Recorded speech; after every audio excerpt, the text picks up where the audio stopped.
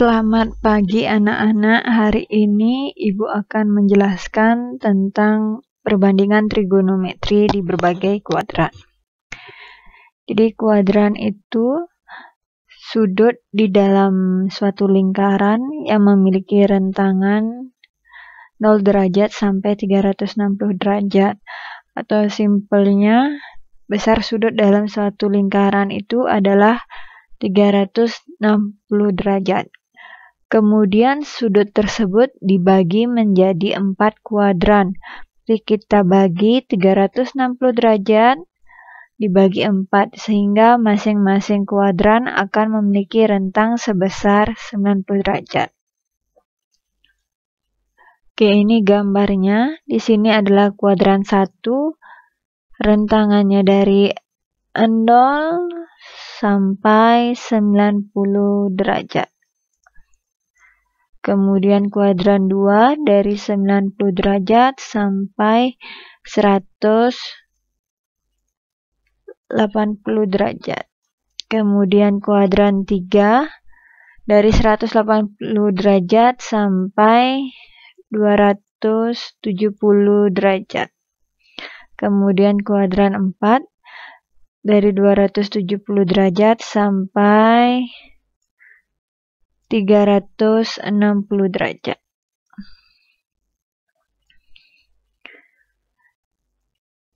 Oke, ini dulu untuk menentukan rumus perbandingan trigonometri ya. Jadi pada gambar di samping dilihat, nanti untuk di kuadran pertama, kuadran 1 rumusnya kita akan menggunakan 90 derajat dikurangi alfa. Kemudian kuadran kedua, kita akan menggunakan rumus 90 derajat ditambah alfa atau 180 derajat dikurangi alfa. Kemudian kuadran ketiga itu 180 derajat ditambah alfa atau 270 derajat dikurangi alfa. Kemudian untuk di kuadran 4, kita bisa menggunakan rumus 270 derajat ditambah alfa atau 360 derajat dikurangi alfa. Jadi rumus ini kita bisa gunakan salah satu ya. Kita akan sepakati menyesuaikan dengan LKS. Jadi pada kuadran kedua kita akan gunakan yang rumus yang 180 derajat dikurangi alfa. Kemudian untuk di kuadran ketiga kita akan gunakan 180 derajat ditambah alfa. Kemudian untuk kuadran keempat kita akan gunakan 360 derajat dikurangi alfa. Jadi nanti ada banyak rumus karena ada 4 kuadran. Ibu sudah buat ringkasannya di depan, jadi nilai dari fungsi sinus, kosinus, tangen, kosekan, sekan, dan kotangen dari kuadran-kuadran tersebut kita bisa lihat pada tabel di sini. Tabel ini yang perlu kalian ingat untuk menjawab soal ya. Ingat. Oke, pada kuadran pertama, nilai dari fungsi sin, cos, tan, kosek, sekan, dan kotangen semuanya bernilai positif. Bisa dilihat pada tabel. Kemudian untuk kuadran kedua, kita ingat yang positifnya saja ya. Hanya fungsi sinus dan fungsi kosekan yang bernilai positif. Berarti yang lainnya nanti bernilai negatif. Kemudian untuk di kuadran ketiga, hanya fungsi tan, tangen, dan kotangen yang bernilai positif. Kemudian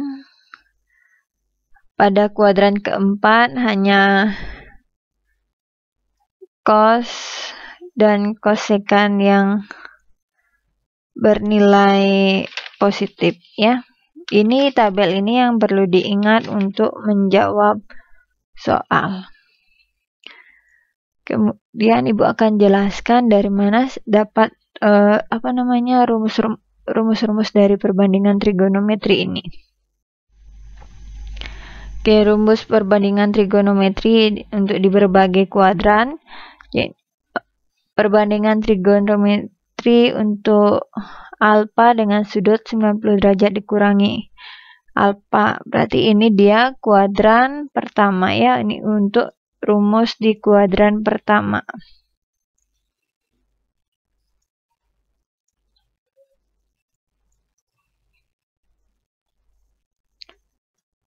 Jadi nilai dari sin 90 derajat dikurangi alfa itu akan sama dengan cos alfa. Kalau cosnya akan sama dengan sin ya. Ini yang dijadikan acuan nanti. Tannya sama dengan kotan, kotannya sama dengan tan, sekannya sama dengan kosek, dan koseknya sama dengan sekan ya. Jadi 90 derajat itu 90 derajat kurangi alfa itu yang mana? Kita perhatikan gambar di samping, ini kuadran pertama. Jadi ada sudut alfa itu ditarik dari sumbu X ke garis R. Kita akan mencari berapa besarnya sudut ini, sehingga kita bisa menggunakan rumus perbandingan trigonometri. Jadi ini yang ditanyakan. Kemudian kita akan lanjut ke kuadran kedua. Tadi di kuadran kedua hanya sin dan kosek yang bernilai positif ya. Oke, perhatikan di sini, dan kosek yang bernilai positif. Jadi sudut yang mana yang akan kita cari ya? Sin 180 derajat dikurangi alfa. 180 derajat dikurangi alfa itu sudut dari ini, garis birunya perhatikan sampai ke garis R, di mana titik P, X, Y ini dicerminkan terhadap sumbu Y, maka bayangannya adalah P aksen. Karena dicerminkan, sehingga sudut alfa di sini akan sama dengan di sebelahnya sumbu Y ini, sama dengan alfa juga.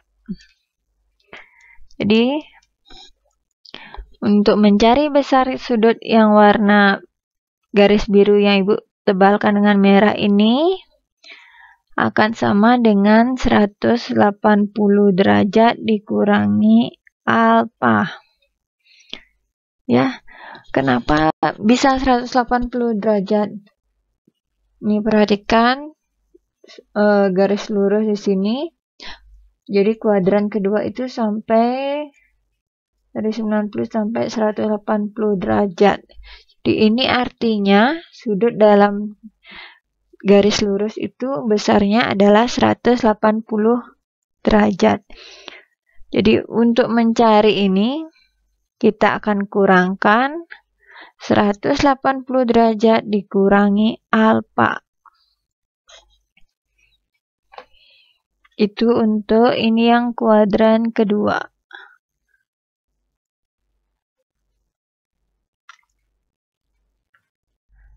Berikutnya kuadran ketiga. Coba diingat lagi untuk di kuadran ketiga yang bernilai positif hanya tan dan kotan. Ya. Jadi yang mana itu sudut 180 derajat? Ini ya, coba Ibu ganti dulu. Warnanya pakai biru. Ini sudut 180 derajat ditambah alfa. Ya.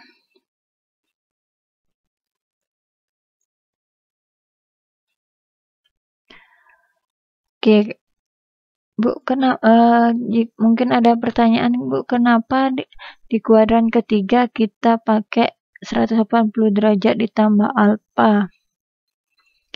Ya, jadi sama seperti sebelumnya, titik P ini dicerminkan terhadap sumbu O, maka bayangannya akan menjadi P aksen di sini.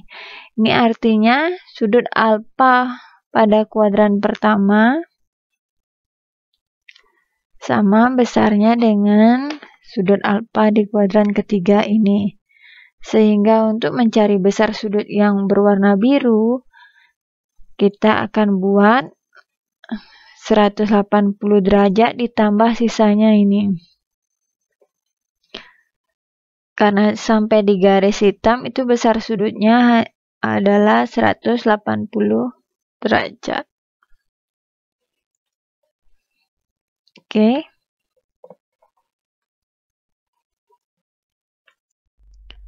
Berikutnya kita lanjut di kuadran keempat.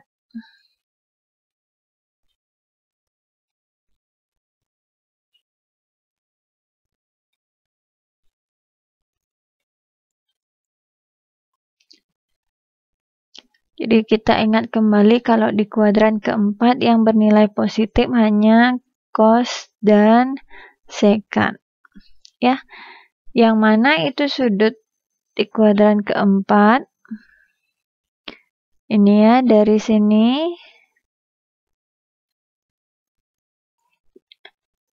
sampai sini. Oke, jika dilihat dari gambarnya itu akan hampir menyerupai lingkaran, tetapi masih ada celah di sini karena titik P, X, Y ini dicerminkan terhadap sumbu X, maka bayangannya ini sehingga sudut alfa yang di atas akan sama dengan sudut alfa yang di bawah. Ya, untuk kuadran keempat itu rumusnya kita akan gunakan. Jadi kalau besar sudut dalam lingkaran itu 360 derajat, karena ada alfa di sini, maka kita kurangi dengan alfa. Di ini rumus yang akan digunakan di kuadran keempat. Itu dulu. Kita akan lanjut ke pembahasan soal untuk pemahaman kalian ya. Kita akan coba menyelesaikan soal nilai dari sin 150 derajat, cos 210 derajat, tan 315 derajat dibagi cosec 330 derajat ditambah cos 300 derajat. Oke, sin 150 derajat. 150 derajat itu berarti dia berada di kuadran ke-2. Berarti kita akan tulis sin 180 derajat dikurangi berapa supaya hasilnya 150, berarti dia dikurangi 30 derajat.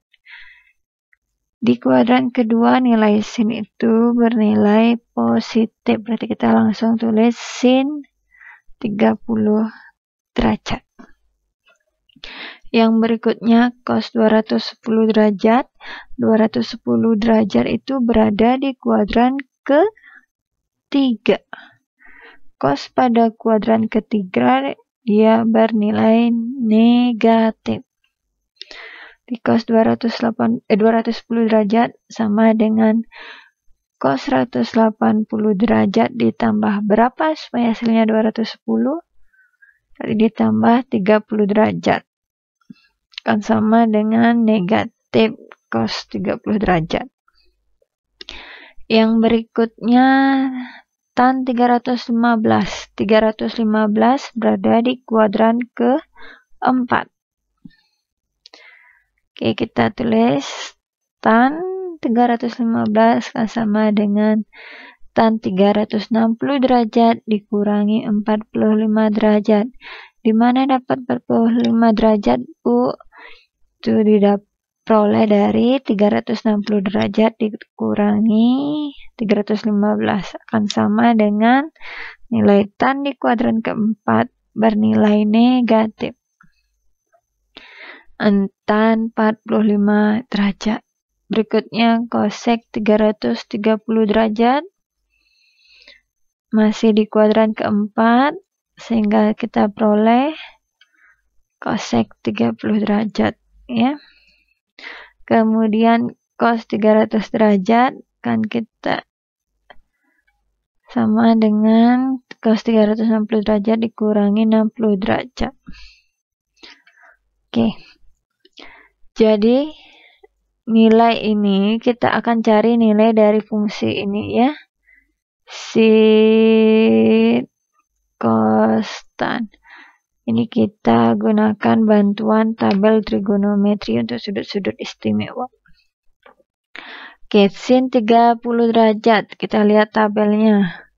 Sin 30 derajat. Berarti nilai dari sin 30 derajat adalah setengah. Kita langsung tulis setengah kali. Kemudian cos 30 derajat. 30 derajat cos setengah akar 3. Ada min berarti kali min setengah akar 3. Berikutnya min tan 45 derajat. Jadi 45 derajat tan berarti nilainya 1. Ada min kali min 1 dibagi kosek 30 derajat. 30 derajat kosek 2. Ada min berarti min 2 ditambah cos 60 derajat. Cos 60 derajat itu setengah ditambah setengah. Ya. Oke, ini akan sama dengan yang di atas kita kalikan. Min kali min hasilnya positif. Setengah kali setengah hasilnya 1/4.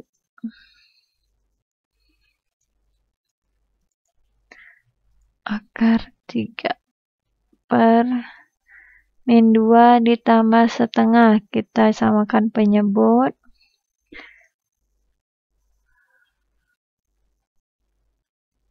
Min 4 per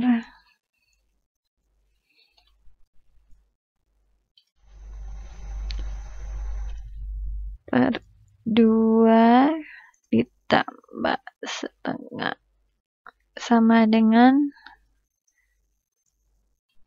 kita bisa tulis akar 3/4 per min 4 tambah 1 min 3/2. Ini akan sama dengan